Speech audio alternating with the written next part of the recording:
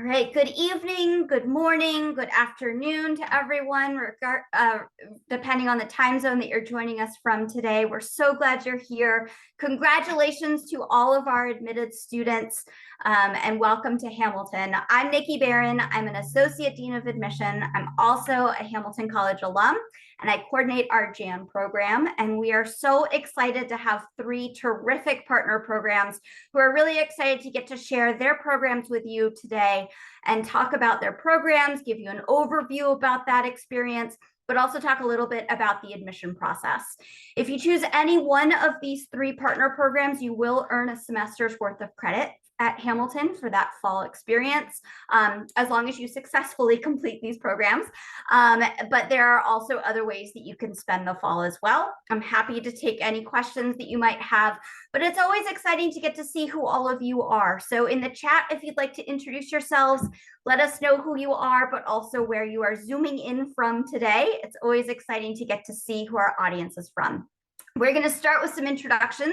I'm going to ask each of our panelists today to introduce themselves, and then we'll get right into their presentations. Alex, would you like to start?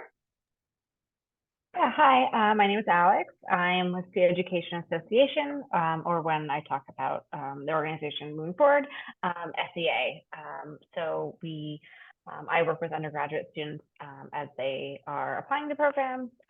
And I think one of the exciting things for me is I actually currently work with someone who was a Hamilton Jan who did our program. So it's been fun to hear about it from that experience as well as like a later on in college study abroad experience. Great, thank you. And how about Arcadia? Would you like to introduce yourselves? Sure. Hi, everybody. My name is Mary Rogers. I'm the director on the advising and student engagement team at Arcadia Abroad. I have, in a previous role, actually worked directly with this program and with Hamilton Jans for many years. And I'm joined today by one of my program advisors, Bree Scott, who will be working with you if you choose to apply for the program through Arcadia. So I will let Bree introduce herself.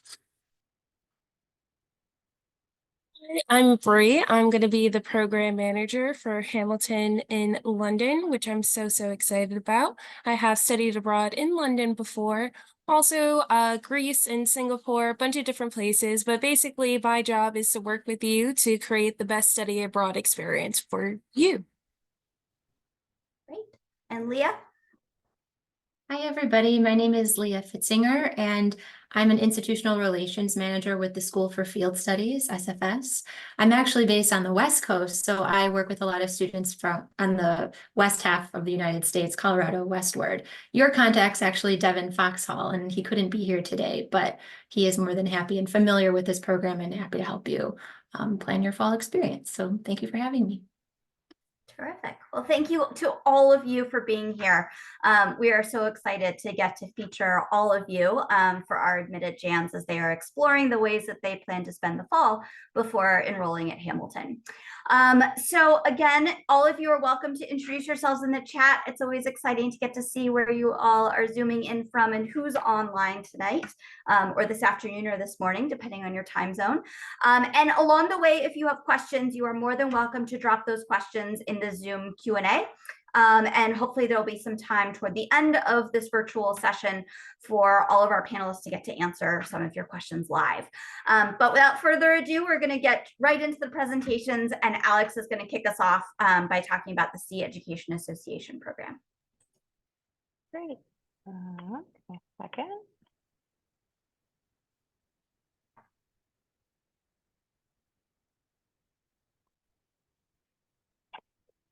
Like I said, I'm with SEA, the Education Association.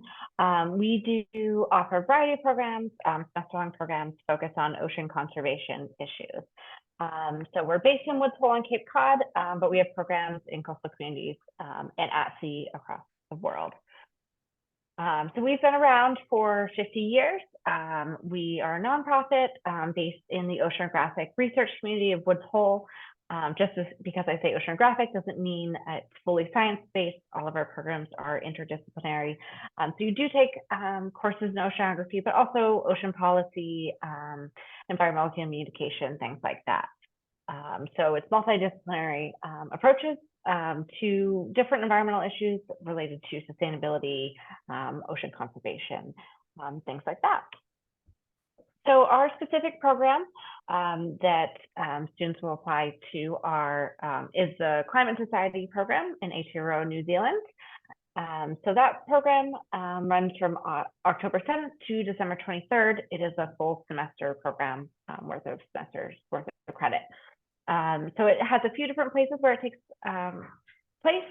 So it's on our campus in Woods Hole and Cape Cod, then in New Zealand for a short portion, and then at sea on one of our tall sailing research vessels, as you saw in that first slide there. Students will be sailing around, being at sea with different port stops in New Zealand along the way. As I mentioned, our programs are multidisciplinary. So these are some of the courses you would take in the program. You'll see there's Climate, Society, and Humanities, Environmental Communication, the Ocean and Global Change, that's an oceanography course, and then a research course as well. So the way the program works is you start on shore on our campus in Woods Hole, and that's where you develop a semester-long research project that you'll be working on. Both in Woods Hole and at sea. So it's related to, students choose a different project depending on their interest. But the various themes that we're really focusing on for this program are human migration and displacement, coastal and urban resilience, environmental justice, and sustainable design. And then after the onshore component, like I said, students go to New Zealand and look at climate change issues and kind of local solutions that are being done in country. So you meet with marine scientists and community leaders for NGOs to look at different strategies that are happening in New Zealand to combat climate change. So our campus and our office is in Woods Hole, small town on Cape Cod, where we work with, we're one of 6 scientific institutions in the community. So we do all high school and undergraduate programs and programs for first-year students. And our programs all start there for 6 weeks in the fall. So it's our campus. We have dorms. Students live here and live in the dorms, prepare their meals here.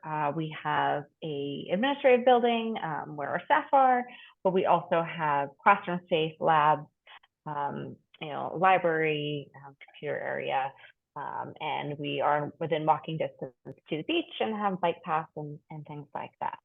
So students start their initial coursework here, and like I said, develop their research project that they really will focus on when they get to sea. So the second half of the program is on one of our tall sailing research vessels right here. This is the SSV Sailing School vessel, Robert C. Siemens. So the ship holds 40 people, and we will have 25 students on the program. The rest of the people there are the chief scientist who sails, another faculty member, assistant scientists, our captain, our deck crew, along with the students. So when you are at sea, students, as I said, it's a sailing school vessel. So students are involved in all aspects of the program, which includes learning about all the sailing, navigation, steering the ship, sail handling, things like that. But also working as a research vessel as well in our labs on the ship. So what we like to say is students are students. You have class on the ship. You're a researcher working in a lab, collecting data for your research project, and you are a crew member. So being on a tall ship, you are attending a class daily, but students stand watch as part of a 24-hour watch schedule. So you're on watch for 6 hours, off watch for 12. While you're on watch is when you're most actively working in the lab, collecting data, as well as doing the things like navigation, sail handling. So on the ship, you deploy a variety of scientific equipment, and you are assisting with all aspects, including learning about engineering on the ship, and learning about ship maintenance, preparing meals. Everyone is involved as every aspect. Everyone's considered crew.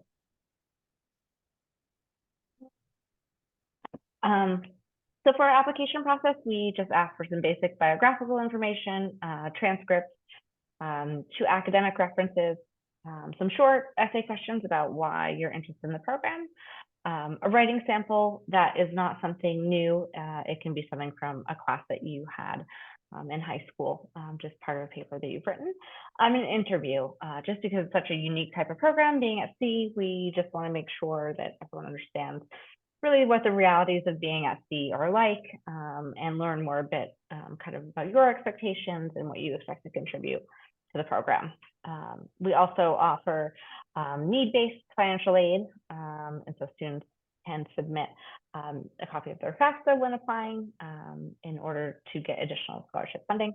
So we review applications on a rolling basis up until June 1st, or the program fills. And just one more quick thing, there's my email, but we are also doing a more in-depth webinar on this program next week, May 7th at 8 p.m. or 2 weeks from now. And that's to hear from a past student, people who worked on the ship, our student services, to really learn more about the student experience with more extended time to learn about it. Other than that, please feel free to ask questions later on the chat.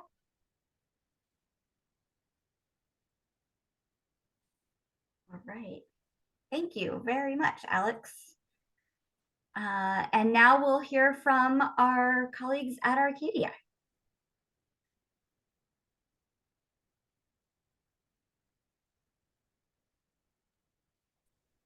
Thank you, Nikki. Let me share my screen.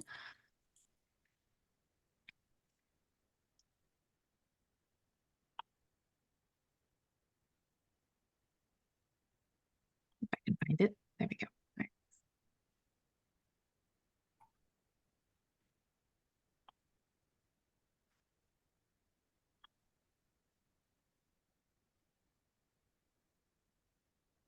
All right, can I get a thumbs up? Everybody can see my screen?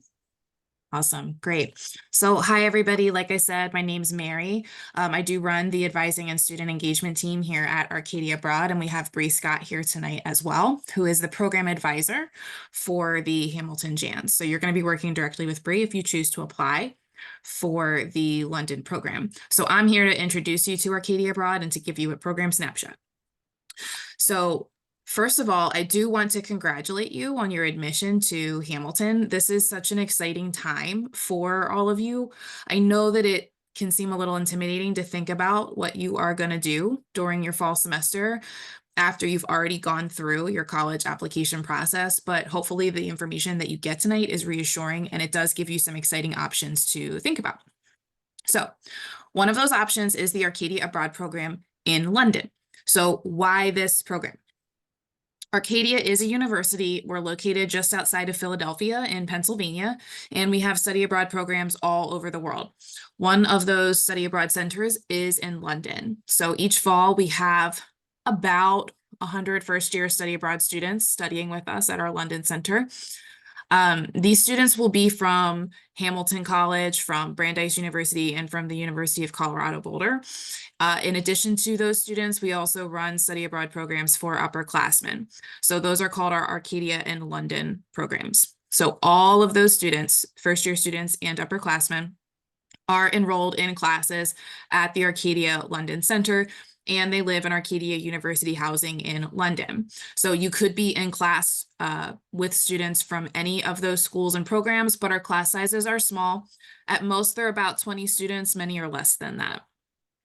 So Arcadia has partnered with Hamilton to pre-approve classes for transfer credit on this program. So when you are selecting from your list of approved classes, you can be confident that those classes will transfer back in some way to Hamilton so that you're still earning a semester's worth of credit that will go towards your degree plan.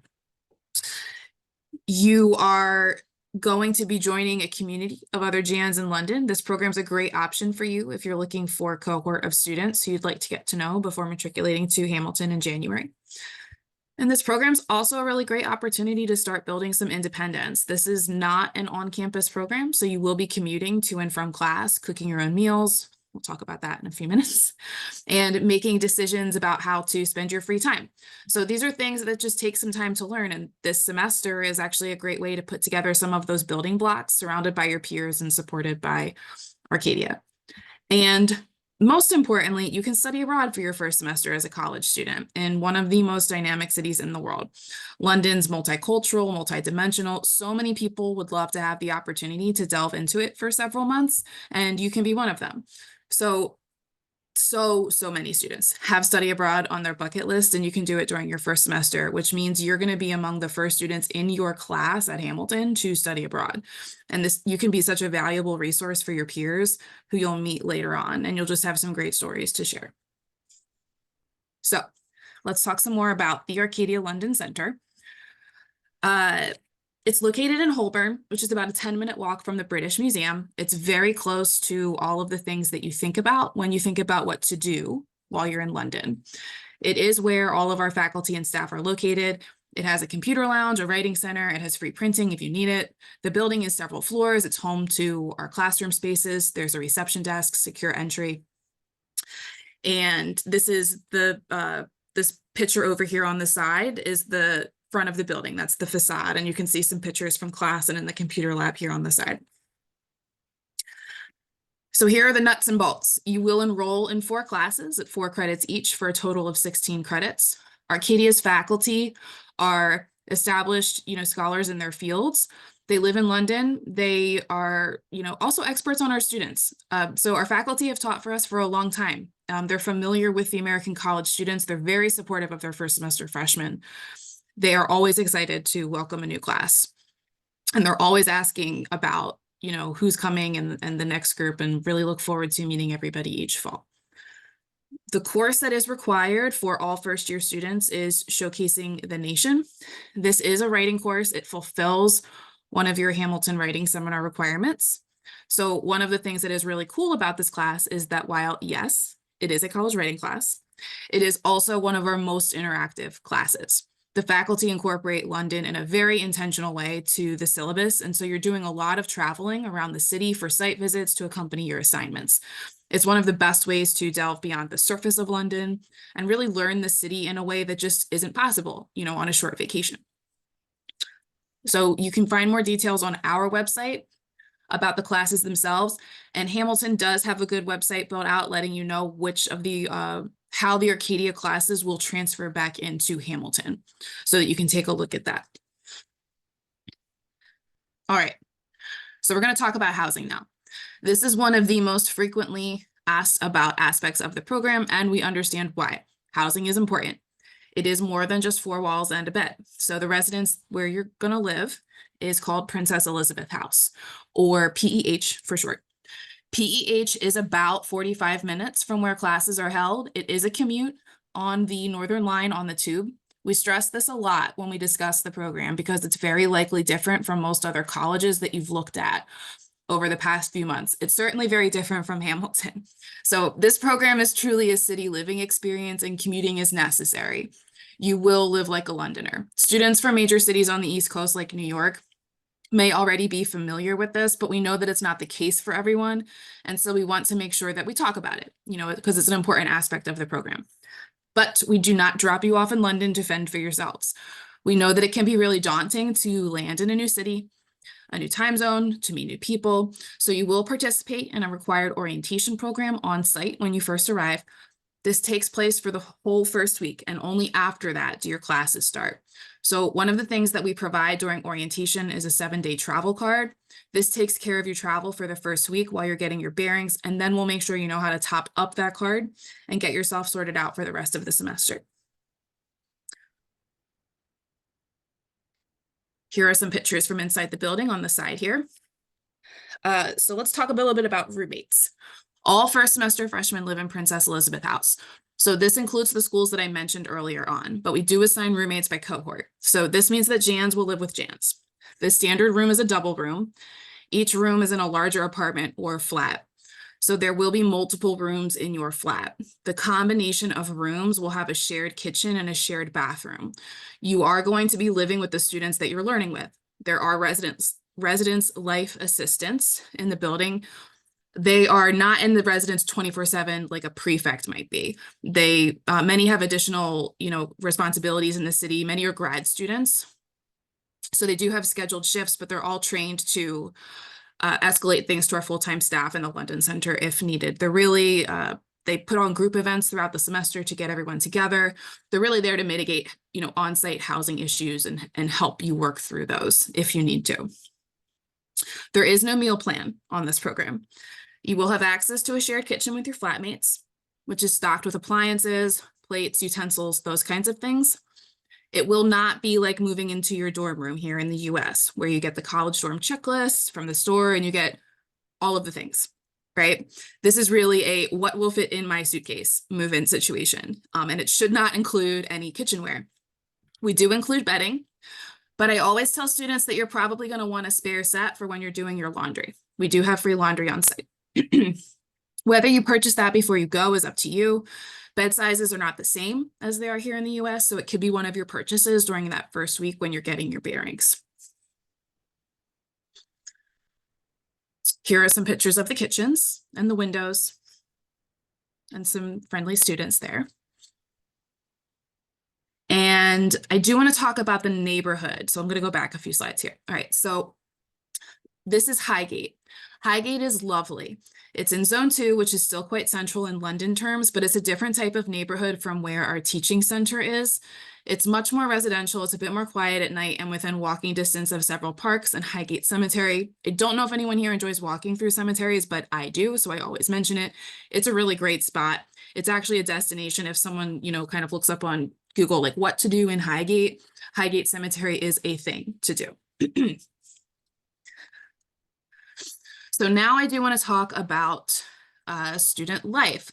And this picture is, I believe, a group of Jans from fall 2020, when we did send a small group over and were able to do some things. So this is a group of your peers from a previous class. So let's talk a little bit about that free time. College is going to be very different from high school. Many of you are coming from highly structured schedules and environments, so this is going to be a slight culture shock for you. Class times will not be the same as what you're used to. They will not meet Monday through Friday, so this means you'll have time to pursue hobbies in London and to explore. Arcadia organizes excursions for students that you're welcome to join, we really encourage you to take advantage of those. You'll get more information about them later on over the summer and how you can register for them. Many of them are at additional cost, but we do put free ones on as well. So more to come on that. We also encourage you to do travel on your own. Your free time is your free time. All right, health and safety. So you will get way more information about this as time goes on if you do move forward with this program. The most important thing that I can tell you right now about health and safety is that you are covered. International health insurance is included in your program costs. It includes 24/7 mental health support. I am going to repeat that because it's important. It includes mental health support as well as 24/7 health and safety support through International SOS and Arcadia support staff. Again, we do a comprehensive virtual orientation prior to departure, and we do have an emergency phone number for students to use. We also have designated Hamilton program contacts on site so that you can reach out to somebody once you board the plane. Students who manage things like therapy, medications should really disclose this to us during the application process so that we can help you get set up with our care and wellness advisor to make sure that that's not disrupted, for the time that you're going to spend abroad. So you will have an opportunity to do that during our application process. Here are some final things. You can apply online at the website outlined above, studyabroad.arcadia.edu/Hamilton in London. We are also going to be doing an informational webinar on May 22nd. Families and students are welcome to join this. We're going to do a deeper dive into this, and we will also have some of our London staff on the call. The deadline to apply for the program is May 15th, and our program cost is $19,350. This includes tuition, housing, pre-departure and on-site advising and support. So there will be supplemental fees if you enroll in the City University of London course. Bree can talk to you more about that if that's something that you're interested in doing. We also have some need-based scholarships. And the program dates are to depart the US on September 1st, and the program concludes on December 14th. And here we have Bree's email up on the screen, so you can reach out to her directly with any questions about the program after the webinar tonight. And that concludes my presentation. Great. Thank you, Mary. All right, next up is Leah.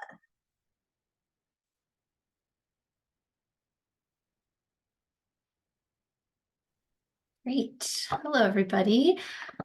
So School for Field Studies is a study abroad organization that specializes in field-based environmental research.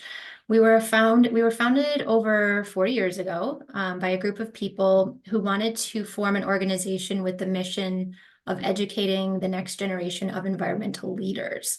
They believed the best way to do this was to get college and university students out into the field at research stations around the world to learn field research skills, learn about the most pressing environmental issues so that they would be able to have good scientific practices, form good policies, and find solutions to the most pressing and critical environmental issues of our time. So on an SFS program, we teach an interdisciplinary course model. So you don't feel like you have to be studying biology or environmental studies to participate in one of our programs. They are interdisciplinary, and we recognize that environmental issues in and of themselves are very diverse in nature, and we need diverse perspectives from different academic fields when coming to the table and trying to solve those issues. So we welcome all majors. The students are living surrounded by the ecosystems that they're studying. So in Peru, students live at a center in a high jungle plateau of Tarapoto, and they're studying biodiversity in the Amazon, the most biodiverse place on Earth. In Kenya, students are sleeping under thatched roof bandas. The center has a beautiful view of Mount Kilimanjaro. And students are learning about endangered species with charismatic megafauna at their fingertips in nearby Amboseli National Park. So students really are immersed in the ecosystems that they're studying. A list of our centers, I'm going to kind of walk through the website as we go through this so you know where to find information. Our centers are all listed here. We have 12 around the world. I'll talk about the programs a little bit that have spots remaining for fall. But if you just click on a center, you can get quite a lot of information if you scroll through the page. The centers, when I keep saying centers, we have a center-based model for a majority of our programs. And it's a cohort program, which means all the students that are participating are participating from around the country. They're from all over the US, but students are living together. They're eating together, taking classes together, doing their research together. So there's a lot of togetherness on this program, but there is a housing section. Most of the pages will have a video so you can explore the center grounds, but they will have shared living accommodations, a classroom, a computer lab, study spaces. Some of the centers will have a larger yard area. In this case, in Kenya, we have a volleyball and soccer field, frisbee, fire pit.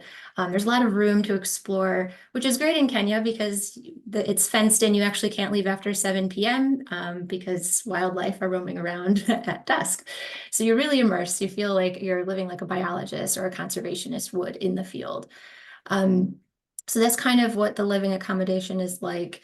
And then in terms of academics, you're not only taking lectures and learning from a PowerPoint, but you're actually going out and getting your hands dirty in the field, and you're actually contributing to research and having tangible, you're contributing to the community in tangible ways.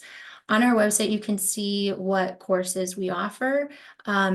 This grid here, if you click on it, you can click on the view syllabus link and a PDF will come up. But now I have to get rid of that. But the Zoom window is, there we go. Okay, so all of our programs, you can earn between 16 and 18 credits on a program. There's a 2-credit language and culture class for all programs that are not English speaking. So this class is taken everywhere except Turks and Caicos and Australia. And then there are 3 content classes that are 4 credits each. And then you take these content classes at the front end of the semester. So students will experience lecture classes. They may be in the classroom. They may also be in the field. Some community partners might lead some visits, and there'll be field trips and things like that. But this is taken at the front end of the semester. Then the last 4 to 6 weeks of the semester is dedicated to directed research. And students will go into that phase having the background knowledge they had from the content classes.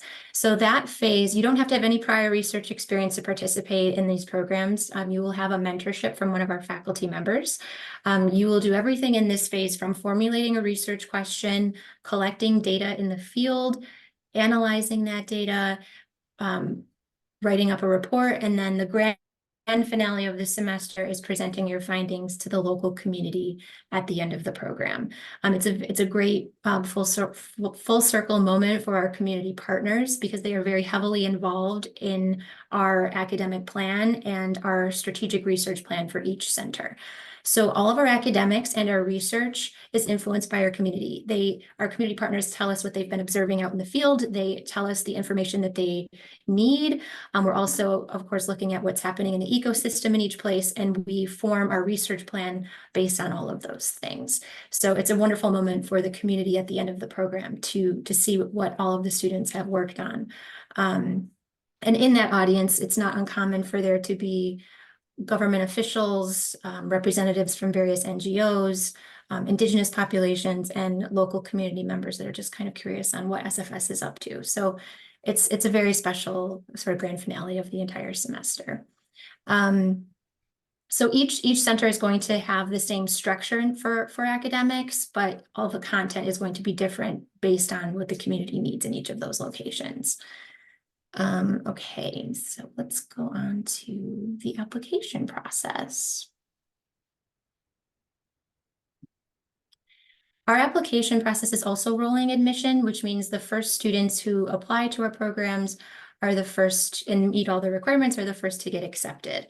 Our programs are filling pretty quickly for fall. We have the spots that we have remaining for our programs are Cambodia, Costa Rica, Kenya, Peru, and Tanzania. There is a handful of spots in Australia, Italy, and Turks and Caicos, but I would say like between 4 to 5 spots remaining in each of those places. So it is filling pretty quickly if you're interested in one of those locations. We require a 2.8 GPA to participate in a semester program, and then a prereq of a college level biology or environmental studies related course. And then the application requirements themselves, if you come here and you click apply, you'll select the program, you'll be able to input your biographical data, and then you'll have a series of essays to complete. Once those essays are complete, you'll have access to the SFS portal where you can submit a transcript, unofficial's okay, a participation approval form signed by Nikki or her team, and then optional, but you can also submit your financial aid requirements. Since we are a nonprofit, we do offer our own financial aid, but you can see all of that in your application. Once those things are in, your application is complete and can be under review with SFS admissions. We also don't have an application fee. Let's see, some other useful resources I think that you can find on our website. I wanted to show our research page. Sometimes students have a hard time narrowing down all of their options for this experience. When it comes to research, because it is a long process, it can be a tedious thing to do. It's wonderful when you're passionate about the topic that you're researching. So I would always recommend looking through some of the previous directed research projects students have worked on before. Since all of our research is longitudinal, students do build off of research that has been done before. It's all collaborative. So you can come through and look through any of these directed research projects from previous years and see what speaks to you for maybe what you're going to have, what your experience is going to be. Another wonderful resource is, let me scroll down to the bottom, is this blog where students contribute to this, and you can search by center, you can search by category. These can be very helpful to learn a little bit more about what a day in the life might be like for a student on program. And then of course our Instagram is very helpful for this as well. And each center has its own Instagram page that you can explore, and students will do takeovers on. And then if you ever want to have alumni ambassador feedback, feel free to reach out to me or Devin in this case. We have wonderful alumni ambassadors that you can connect with, and they can explain what a day in the life might be like.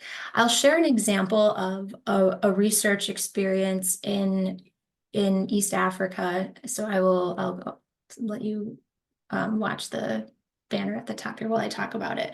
But an example of a research project that happened was students were interviewing farmers in East Africa, and they were learning that elephants were trampling through their farmland, destroying their crops.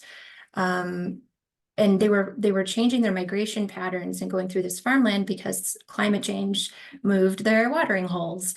So they had to reroute. Students were interviewing farmers. They were also conducting a lot of research, learned how elephants are deterred by the sound of bees. So they built these bee box fences around the farmland, and elephants can hear them from a great distance. So they turned around. They didn't come near the farm. And it also provided a secondary source of income for the farmers with honey production. So this was this wonderful win-win research project that students had worked on. But if you want to hear other examples, or feel free to reach out to us and to other students as well. We'll be happy to connect you with them. Okay, I think that's it for me. Great. Thank you, Leah. Wow, so thank you for all of these great presentations. I hope this is helpful for all of our admitted JANs as they are considering their fall experiences. And I think one of the greatest things about being a JAN is that each JAN gets to choose the experience for the fall that they feel is the best fit for them as they are beginning their experience and then getting ready to start at Hamilton in the spring semester. This past fall, in the fall of 2023, for the class of 2027, we had JANs do all 3 of our partner programs, and they have all come back to campus with really, really positive things to say about their experiences. So these are great options. All 3 of these partner programs are completely managed by these partners. So Hamilton is partnered with these great programs, but all 3 of these programs are truly managed and directed by these programs. That includes the application process. That also means that any fees that are associated with fall experiences need to be paid directly to those programs. If you're seeking financial assistance, that needs to be sought directly from those programs.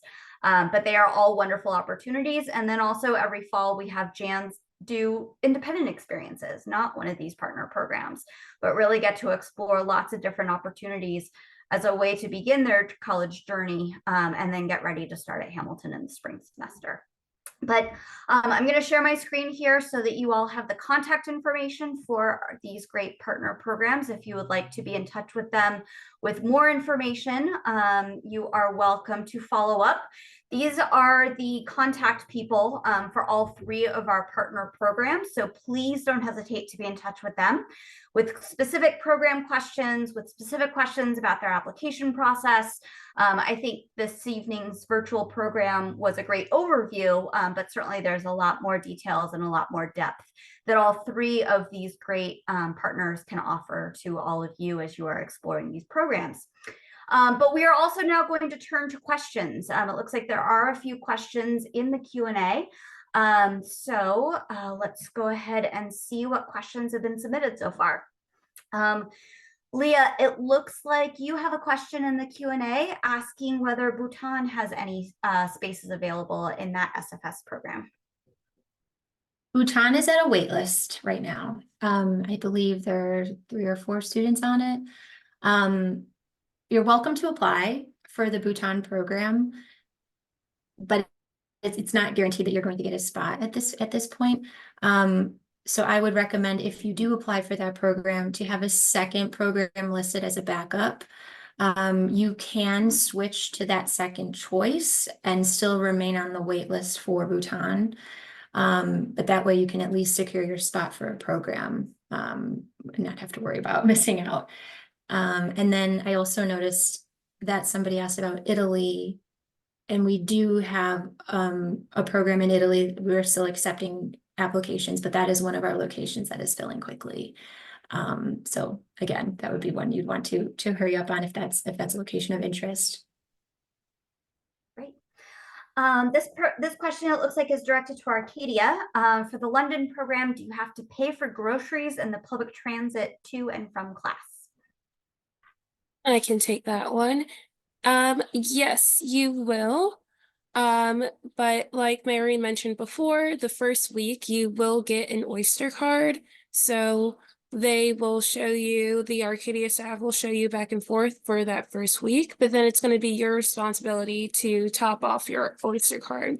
And there's also a grocery store right next to Princess Elizabeth House, so you can shop for your meals.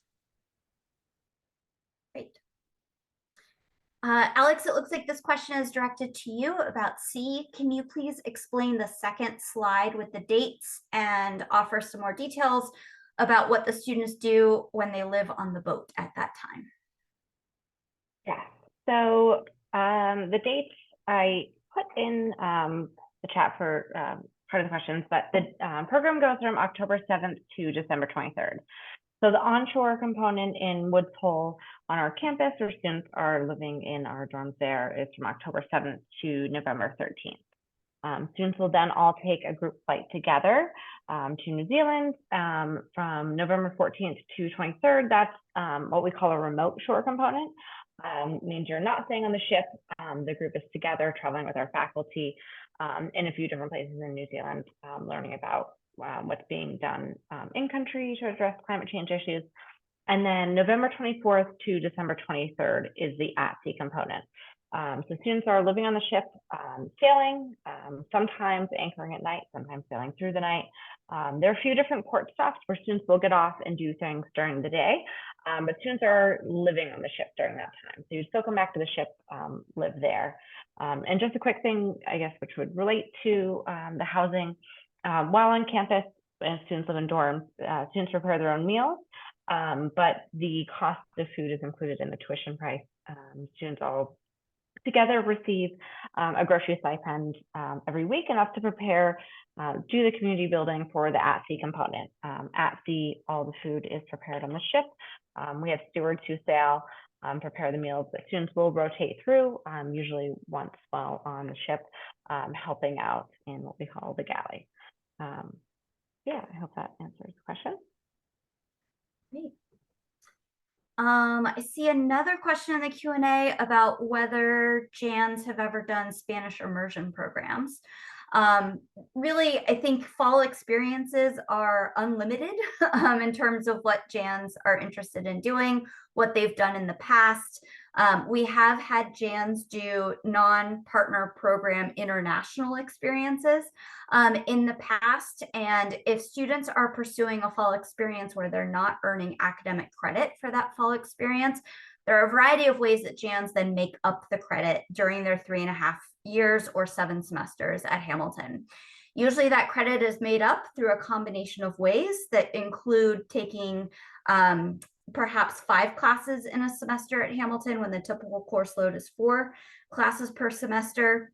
JAN sometimes will take summer college or university classes on another college or university campus. Hamilton does not offer summer courses, but JANs can take other college classes on other college campuses and then see if that credit could transfer to Hamilton. And also sometimes JANs are eligible for AP credit or IB credit that will then count toward their graduation requirements. I'm not seeing any other, oh, here's another one. So this one's directed to Arcadia. So Mary or Bree, are Arcadia London classes Monday through Thursday? On average, what time do classes start and what time do classes end? I can answer that. So our faculty in London, our academic affairs team in London, strives to schedule classes from Monday through Thursdays. There have been instances, just due to faculty availability and timetables, where they may need to use Friday morning to schedule a class, but the bulk of classes will be scheduled Mondays through Thursdays, and that could be at any point during the day, mornings, afternoons. There are some classes in the evening. For instance, we have a theater class, so you'd be going to theater performances at night. And Leah, I see a question about SFS that just popped up in the chat, which is about eligibility for SFS with the science requirement. The question is specifically if students are not taking AP biology during their time in high school, does that mean that they are ineligible for SFS? Yes, so I responded to that first one, and I sorry. was about to respond to the second one, but we do accept AP classes taken in high school. And I responded to this part too, but for the language and culture component, we will cater to the language proficiency. So we will split students into groups based on what their proficiency is of the language. And it is 2 credits though, so it likely won't check off a degree requirement in college if all of the requirements are 3 credits. If you have any 2 credit language and culture classes at Hamilton, it could. In terms of with the AP classes, Jennifer asked, does this mean if they haven't taken any AP bio classes, they cannot do any of our SFS programs? For semester, that's true. There is no prereq for summer programs, so students are welcome to participate in our programs without having that prereq, since there isn't one. But in the fall, due to the extent of the research process, we need to have students that are knowledgeable of the scientific process coming into the program to be able to participate. So the AP class would be required for the fall semester, which is what we're talking about today, but we don't require that for summer. Okay. I'm not seeing any other questions in the Q&A right now. So again, to try to be helpful here, I will share again all the contact information for our partner programs. So please don't hesitate to reach out if you would like more information, if you would like more details, and certainly if you have any application questions. Just a few details about things at Hamilton. After we have heard back from all of our admitted students about whether you will be joining the Hamilton community next year, typically over the summer, starting in June, we will reach out to all of our enrolling JANs to survey you and essentially ask you how you have chosen to spend the fall. So you do still have some time to put your fall plans into place after choosing to enroll at Hamilton. And the reason that we ask for all of our JANs to let us know what their fall plans are is so that we are able to keep track of you in the fall, because we do stay connected with you during your fall experience as you are getting ready and as Hamilton is getting ready for your arrival in January. So more information to come, but hopefully you all found this helpful today. It does look like we have one more question. Oh, looks like Leah, you're typing a response. So thank you to all of our panelists. Thank you to Alex. Thank you to Mary and Bree. Thank you to Leah. Thank you so much for joining us today. Thank you to everyone in the audience. We are so delighted that you were able to join us today to learn a little bit more about these fantastic partner programs. We hope that you found this helpful as you are considering your fall plans. Good luck to all of you with your decision. Congratulations again on your admission, and we certainly hope to see you here at Hamilton next year. But thanks so much for being here today.